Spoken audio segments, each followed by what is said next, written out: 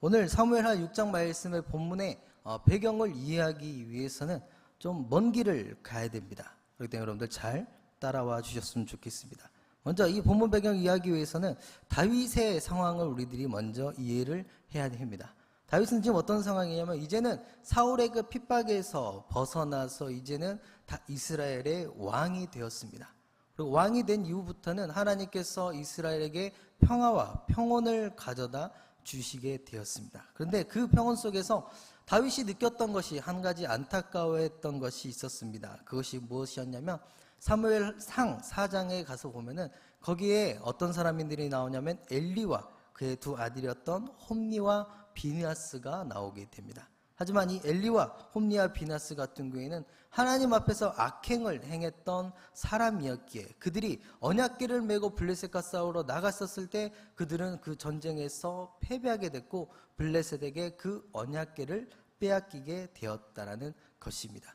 사울은 이 언약궤가 빼앗겼다는 것을 알았음에도 불구하고 사울은 다윗을 죽이는 일에 몰두를 하고 있었기 때문에 언약궤를 가지고 오는 것보다 먼저 이 나에게 걸림돌이 되는 저 다윗을 먼저 죽여야겠다라는 생각이 먼저 앞섰던 사람이었습니다. 그렇기 때문에 다윗은 이 언약궤가 하나님의 임재를 의미하는 것인 것을 분명히 알고 있었고 이 언약궤가 우리나라로 나의 품으로 다시 되돌아와야지만이 이 이스라엘이 그 하나님의 복을 받을 수 있다는 것을 잘 알고 있었습니다. 그래서 다윗은 전국에서 군사 3만 명을 동원을 했고 이 언약궤를 예루살렘으로 옮기려고 실행을 하게 되었습니다.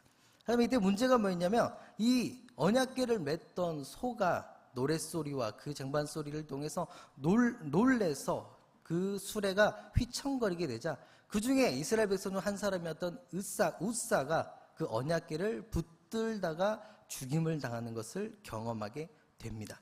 그것을 보고 다윗은 우리가 지금 이 언약궤를 다시 예루살렘으로 옮기는 과정이 무엇인가 하나님 앞에 범죄를 했구나라는 것을 깨닫고 언약궤를 잠시 오베네돔 집에 남겨두게 됩니다. 이 오베네돔 집에 잠시 언약궤를 남겨놨더니 이 언약궤를 통해서 오베네돔 집이 복을 받게 되었다는 소식을 듣고 이제는 우리가 이 언약궤를 다시 하나님의 품으로 이 예루살렘으로 옮길 기회를 우리가 가지게 되었구나라고 생각을 하며 이때 이제는 군사 3만 명을 대동해서 언약궤를 가지러 간 것이 아니라 규례와 법도대로 레위 지파 사람들을 데려다가 그 언약궤를 가지고 이제는 다윗성에 들어오게 되는 상황이 바로 오늘 말씀의 상황입니다. 근데 여기서 더 중요하게 우리가 봐야 될 것이 무엇이냐면 이 언약궤를 들고 왔었을 때 다윗은 자신이 가지고 있던 모든 힘과 모든 지혜를 동원을 해서 이 언약궤를 예루살렘으로 다시 가지고 오는 그런 상황이었지만 우리는 오늘 말씀에서 누구를 봐야 되냐면 미갈의 행동을 통해서 우리 자신을 발견을 해야 됩니다.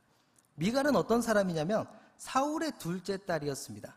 그리고 사울의 딸로서 하나님을 경외하는 자가 받는 복을 자기 눈으로 직접 보았던 사람이었고 하나님을 떠나 미신을 쫓은 사람의 그 결과를 두 눈으로 봤던 사람이 바로 미갈이었다는 것입니다. 또한 미갈은 어떤 사람이었냐면 다윗의 그 살해 음모가 있었을 때 그 다윗을 도피시켰던 사람 중에 한 명이 바로 또 미갈이었습니다. 다윗은 너무 기뻤습니다. 이 언약궤가 다시 자신들의 품으로 돌아온다는 것, 하나님의 은혜가 다시 예루살렘으로 되돌아오는 것이 모든 사람들에게 축복이고 기쁨이라는 것을 너무나도 잘 알았기 때문에 그는 사람들 앞에서 이 언약궤가 들어왔을 때 배에 에옷을 입고 사람들에게 자신의 속살이 비치더라도 자신은 하나님 앞에서 기뻐 뛰노는 것을 마다하지 않았다는 것입니다. 하지만 미갈은 어땠냐면 오늘 16절 말씀에 보면은 여호와의 궤가 다윗 성으로 들어올 때 사울의 딸 미갈이 창으로 내다보다가 다윗 왕이 여호와 앞에서 뛰놀며 춤추는 것을 보고 심중에 그를 업신여겼다라고 말씀하고 있습니다. 여기서 의아한 점이 이겁니다. 다윗은 지금 무엇을 하고 있냐면 춤을 추고 있다는 것입니다. 무엇을 위해서 춤추고 있냐면 하나님의 임재가 다시 우리들의 품으로 돌아온다는 것을 위해서 춤을 추고 기뻐 뛰놀고 있었다는 것입니다. 하지만 지금 미갈은 어디에 있다라고 성경은 이야기하고 있습니까? 미갈은 그 군중 속에 있었던 것도 아니었습니다. 그 장소에 있었던 것도 아니었고요. 어디에 있었다고 말씀하고 있습니까? 창에서 내려보고 있었다라고 이야기를 하고 있습니다. 더 나아가서 미갈은 창에서 내려보는 거에서 그치는 것이 아니라 오히려 그녀의 마음속에 어떤 마음이 찾아오게 되냐면 심중에 그 춤추고 있는 다윗을 업신여겼다라고 16절 말씀은 이야기하고 있습니다. 우리 함께 이 본문 20절 말씀 우리 함께 읽겠습니다.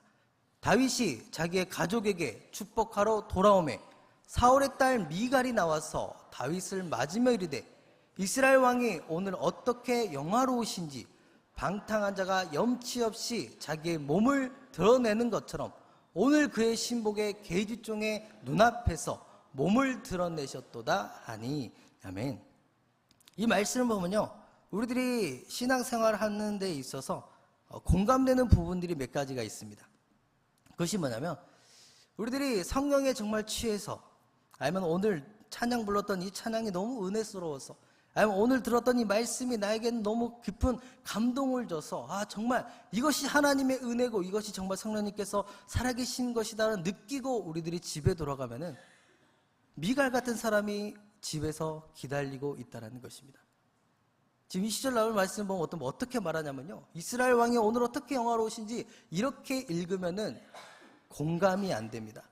이 20절 말씀 어떻게 읽어야 되냐면 정말 업신여기는 마음을 가지고 읽어야 어떻게 이렇게 말을 했는지 우리는 이해를 할 수가 있다는 것입니다. 그런 날이 있잖아요. 집에 돌아갔어요. 내 사랑하는 남편이, 사랑하는 아내가, 아니면 사랑하는 자녀가 우리들한테 뭐라고 이야기합니까? 한마디면 끝나요. 좋냐?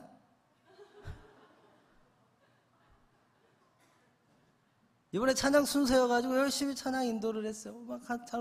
옛날에 안 하던 팔까지 올리고 막 눈까지 감으면서 감미롭게 찬양 인도를 했어요. 찬양 끝나고 내려왔더니 사람들이 그래요. 뭐가 그렇게 좋아? 성경의 말씀에 취해서 너무 감동을 받아 눈물을 흘리면서 가슴을 치면서 애통하고 기도하고 딱 눈을 떠서 나갔는데 한치쌤 나를 붙잡는 거예요. 좋아? 왜 그래? 오늘 우리가 읽었던 본문 말씀은 이런 내용입니다. 다윗은 지금 하나님 앞에 찬양하고 하나님 앞에 기뻐하고 하나님 앞에 예배드리는 것이 너무나도 좋은 상황이었어요. 하나님께서 말씀하신 그 법도를 지키기 위해서, 그 규례를 지키기 위해서 그는 군사 3만 명이라는 그 숫자를 대동했었고, 자신의 예루살렘의 복을 받기 위해서 그 언약궤를 가져오는 그 기쁨을 누리고 있는데 누가 지금 다윗의 마음을 어지럽게 만드는 겁니까? 자신의 사랑하는 그 미갈이 다윗의 마음을 어지럽게 만들었다는 것입니다. 그래서 다윗은 이 미갈에게 뭐라고 대답하냐면 본문 21절부터 22절 말씀 우리 함께 보겠습니다. 다윗이 미갈에게 이르되 이는 여호와 앞에서 한 것이니라. 그가 내 아버지와 그의 온 집을 버리시고 나를 택하사 나를 여호와의 백성 이스라엘의 주권자로 삼으셨으니 내가 여호와 앞에서 뛰놀리라. 내가 이보다 더 낮아져서 스스로 천하게 보일지라도 내가 말한 바 기집종에게는 내가 높임을 받으리라 한지라. 다윗은 미갈이 자신을 업신여기는 것을 알고 있었습니다. 그리고 그 말을 들었고 그가 자신을 업신여기는 그 표정과 몸짓과 손짓을 분명히 보았고 들었을 것입니다. 그럼에도 불구하고 다윗은 우리와 다른 점이 뭐냐면 우리는 누군가 나를 업신여기면, 누군가 내가 했던 행동을 손가락질하고 비방하면은 우리는 가만히 있지를 못합니다. 우리는 은혜를 받았음에도 불구하고 집에 돌아가서 누가 나한테 그런 손가락질하면 덩달아서 우리는 같이 시험에 빠져서 더 큰 싸움을 일으킬 때가 많다는 것입니다. 하지만 다윗은 우리가 달랐던 것은 그런 업신을 여김을 받았음에도 불구하고 그는 뭐라고 이야기하며 나는 너를 위해서 하나님 앞에 기뻐 예배한 것이 아니라 나는 오직 여호와를 경외하기 위해서 한 것이고, 너는 사람의 눈을 신경 쓰고 왕의 처신을 생각했지만 나는 내가 지켜야 될 왕의 처신보다 남들의 시선보다 하나님께서 나를 어떻게 보시는 것이 더 중요하다라고 미갈에게 이야기하게 되었다는 것입니다. 미갈의 결말은 굉장히 처참합니다. 미갈의 결말 어디 나오냐면 본문 23절 말씀에 미갈의 결말이 나와 있습니다. 함께 읽겠습니다. 그러므로 사울의 딸 미갈이 죽는 날까지 그에게 자식이 없느니라. 하나님의 일을 업신여기는 죄값은 너무나도 무섭습니다. 구약시대 때 사람들이 가장 중요하게 생각한, 가장 사랑하고 하나님께서 주시는 은혜고 축복이다라고 여겼던 것이 한 가지가 있습니다. 그것이 무엇이냐면 이 땅에서 생육하고 번성하고 이 땅을 지배하라는 것이 구약시대 때 살고 있던 사람들이 가장 중요하게 생각했던 축복 중 하나였습니다. 하지만 하나님을 업신여기는, 하나님의 일을 감당하는 그 사람을 업신여기는 그 죄 때문에 미갈은 어떤 죄값을 받게 되었냐면 하나님의 계보를 잇는, 다윗의 계보를 이뤄야 될 왕의 아내가 그 일을 감당하지 못하게 되었다는 것입니다. 오히려 미갈을 통해서 다윗의 계보가 이루어지신 것이 아닌 누구를 통해서 다윗의 계보가 이어집니까? 밧세바를 통해서 다윗의 계보가 이어지게 되었다는 것입니다. 예전에 사역하던 곳에서 있었던 일인데요, 비슷한 이런 상황이 있었습니다. 어떻게 비슷했냐면 신방을 갔었어요. 담임 목사님과 같이 신방을 가서 예배를 드렸습니다. 신방 예배를 드리고 제가 또 기도를 하면서 축복 기도를 해드리고 또 목사님께서도 축복의 말씀을 전하신 뒤에 예배가 끝난 다음에 이제 잠깐 나왔어요. 이제 목사님께서 밭을 좀 둘러보고 싶으시다 그래서 목사님은 밭을 둘러보러 가시고 저는 잠깐 이렇게 나왔었는데 거기 계시는 권사님은 굉장히 신실하신 분이셨어요. 새벽 기도도 열심히 나오시고 기도도 열심히 하시는 그런 분이셨어요. 근데 이 남편분은 신실하시지 않으셨어요. 그냥 교회를 그냥 성전 뜻만 밟는 그런 분 중 한 명이었습니다. 근데 그분이 딱 목사님 나가시고 제가 딱 나오니까 뒤에 이렇게 따라 나오시더라고요. 따라 나오시면서 담배를 이렇게 무시더니 저한테 하시는 말씀이, 제가 그때 강도사였거든요. 저한테 하시는 말씀이, 조 강도사, 네, 월에 얼마 보여? 제가 얼마라고 구체적으로 말씀 못 드리겠지만 이 정도 법니다 라고 이야기하니까, 몇 살이요? 제가 그때 30이었거든요. 30 안 됐을 겁니다. 30 안 돼가지고 이제 곧 30 됩니다 라고 이야기하니까 담배 하나 이렇게 무시더니, 나 같으면 그 나이에 그 정도 능력 갖고 있으면 나는 대출받아서 트럭을 장만했었을 것이다. 저 큰 트럭 하나 사가지고 하루 그냥 주문만 받으면 30만 원, 더 많게 30, 40만 원을 받으니까 차라리 목사님, 강도사님 그거 하지 말고 트럭이나 하세요 라고 이야기를 하시더라고요. 그분이 저를 뭐 업신여기고 그렇다는 건 아닙니다. 근데 이런 비슷한 상황이 있었어요. 그래서 뭐라고 이야기를 했냐면, 제가 어떤 마음이 들었었냐면, 내가 이 소리를 듣기 위해서 이렇게 사역을 하고 있나? 나는 분명 이 사역과 이 하나님께서 나에게 주신 소명과 이 소명을 감당하기 위해서 시작한 건데 왜 나는 사람들에게 이렇게 업신여김을 받아야 될까라는 그런 의문점을 가졌을 때가 많았습니다. 다른 교육자분들은 어떤 계기를 통해서 이 목회자의 길을 걸었는지 모르겠지만 저는 이 목회자의 길을 걷게 된 계기에는 뭐가 들어있냐면, 먼저 소천한 저희 누나가 저를 기다리고 있다라는 믿음으로 저는 이 소명과 사명을 시작했습니다. 더 나아가서 이 소명을 감당하는 와중에, 그 도중에 저는 제 사랑하는 제 자녀를 복중에 있는 그 슬픔 또한 저는 경험했었습니다.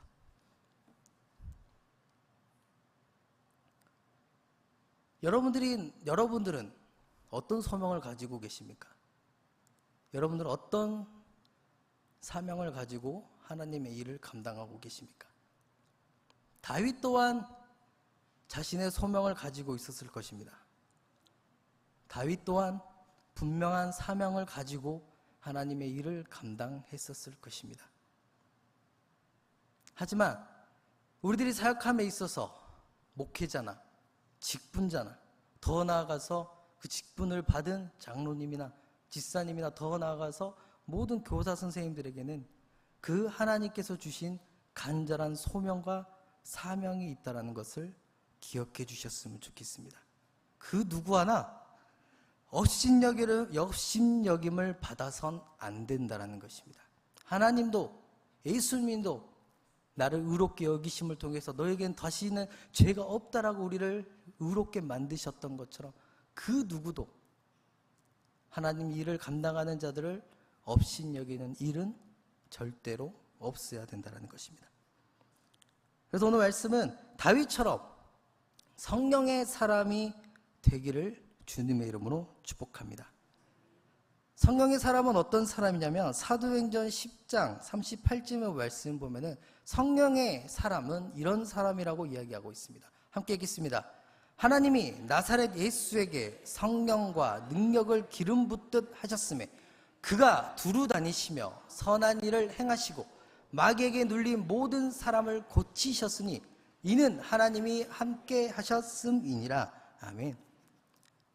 성령님께서 하시는 일, 또 성령 기름 부음 받은 사람이 해야 될 일은 무엇이냐면은 선한 일을 해야 한다라는 것입니다. 그 선한 일이라는 것이 뭐냐면 마귀가 예수님의 이름을 통해서 쫓겨나가고 병든 사람들이 고침을 받고 어린아이들에게 전하는 그 복음 하나로 수많은 아이들이 예수를 믿는 그런 것들을 우리는 선한 일이라고 이야기를 합니다. 하지만 성령님의 일을 한다라고 이야기를 하면서 하나님의 일을 한다라고 이야기를 하면서 만약 그 일이 질투를 낳고 시기를 낳고 불만을 낳는 일을 한다면은 여러분 그것은 절대 성령이 시키는 일이 아니라는 것을 분명히 아셨으면 좋겠습니다. 오직 성령의 열매는 무엇이라고 갈라디아서 5장 22절과 23절은 말씀하고 있냐면 오직 성령의 열매는 사랑과 희락과 화평과 오래 참음과 자비와 양성과 충성과 온유와 절제니 이 같은 것을 금지할 법이 없느니라고 말씀하고 있습니다. 하나님의 일을 함에 있어서 만약에 내가 이 일을 함을 통해서 이 결과가 사랑이 없다면 희락이 없고 화평이 없고 오래 참음이 없고 자비가 없고 양선이 없고 충성이 없고 온유와 절제함이 없다면은 그것은 절대로 성령의 열매가 아니라는 것입니다. 요한복음 10장 10절 말씀 우리 함께 읽겠습니다. 도둑이 오는 것은 도둑질하고 죽이고 멸망시키려는 것뿐이요 내가 온 것은 양으로 생명을 얻게 하고 더 풍성히 얻게 하려는 것이라. 아멘.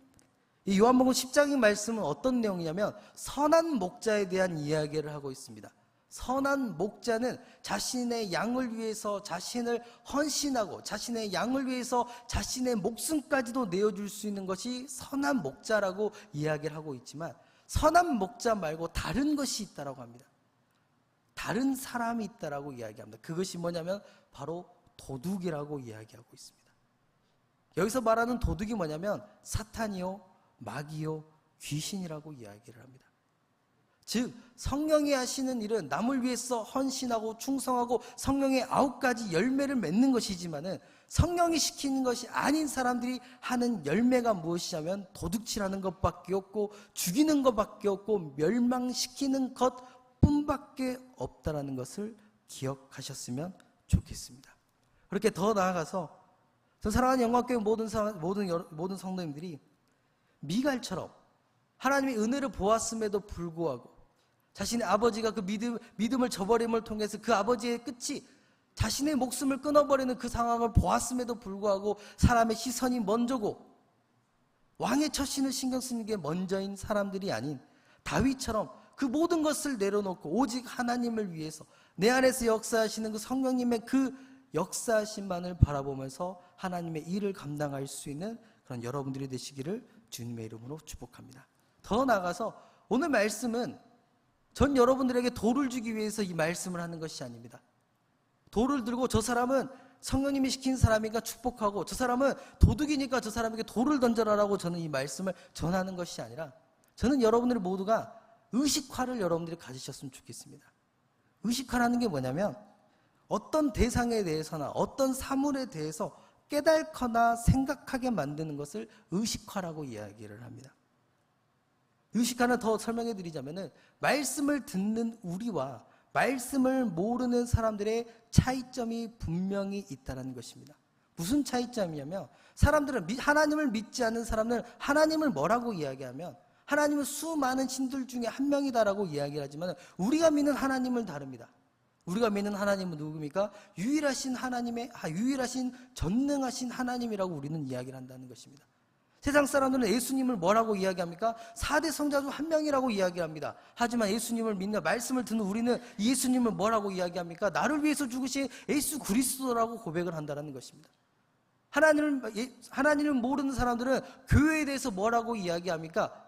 사람들의 돈을 갈취해서 세운 그냥 건물 중에 하나라고 이야기를 하지만은 우리는 그렇게 이야기하지 않습니다. 우리는 교회는 예수님의 피값으로 세우신 정결한 곳이 바로 교회다라고 우리는 이야기를 하고, 하나님 믿지 않는 사람들은 성경을 뭐라고 이야기하면 그냥 이 어린아이들이 읽는 그리스 로마 신화 같은 그런 만화책과 같은 책이다라고 이야기하지만 우리는 그렇게 이야기하지 않습니다. 우리는 성경은 하나님의 말씀이 1.1도 변하지 않는 전능하신 생명의 말씀이라고 우리는 이야기를 한다는 것입니다.